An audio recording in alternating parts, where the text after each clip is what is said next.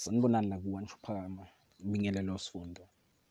Igcokama Elisha lethula itruck elilithengile lalithengela uMaSondo. Elivezile nje ukuthi alinendaba nokuthi abantu bathini, lona nje lizoqhubeka liveze okuhle nemisebenzi emihle eliyenzayo. Lithe malithenga leli truck-ke lathi lizovela namathuba omsebenzi.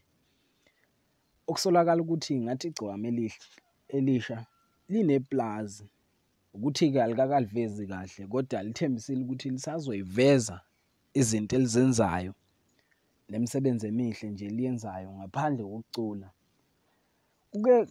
Kube sekuvela-ke nemoto iRanger lapho khona ethi usayobuka iPlazi lakhe. Le Plazi lokhu eyiphathe njalo kusukela eveza itruck lamaSondo.